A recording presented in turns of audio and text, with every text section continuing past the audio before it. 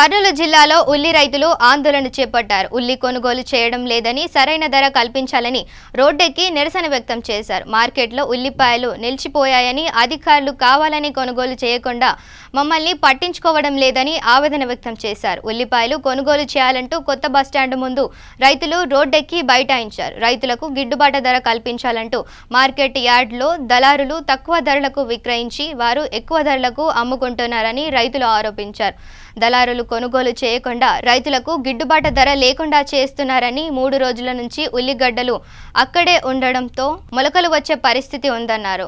ఉల్లిగడ్డలకి మొలకలు వస్తే పూర్తి బాధ్యత మార్కెట్ యార్డ్ యాజమాన్యానిదే అని వాపోయారు. బస్టాండ్ ముందు రైతులు బైఠాయించడంతో ట్రాఫిక్ ఇబ్బందికరంగా మారింది. దీంతో పోలీసులు రైతులకు సర్ది చెప్పి ఆందోళన విరమింపజేశారు. 3 రోజులైంది నేను సరుకేసుకొచ్చి మంగళవారం మధ్యాహ్నం వేసుకొచ్చినాను, మధ్యాహ్నం నైట్ వేసుకొచ్చినాను. మంగళవారం బుధవారం జరిగింది మార్కెట్. జరిగినా వాళ్ళు వచ్చి 11:30కు వచ్చినారు, 12:30 వరకు జరిపినారు. మేము 2 గంటల్లో ఎంత సరుకు కొన్నారు, తక్కువ కొన్నారు. మళ్ళీ మధ్యాహ్నం లంచ్ కానీ 3కి పోయినారు, 3కి వచ్చినారు, 1 గంటకు పోయి 3కి వచ్చి 4:30 కల్లా మళ్ళీ బంద్ చేసినారు. బంద్ చేయడం వల్ల సరుకు నిలబడిపోయింది మార్కెట్లో. స్టాక్ మొత్తం నిలబడింది అన్నది. దీనివల్ల సరుకు పోవట్లేదు, అమ్మడి పోవట్లేదు, చాలా నష్టపోతున్నాం. అవి మొలకలు వస్తున్నాయి, 3 రోజులైంది మొలకలు వస్తున్నాయి. దీని కారణం ఎవరు? Chairman, market chairman.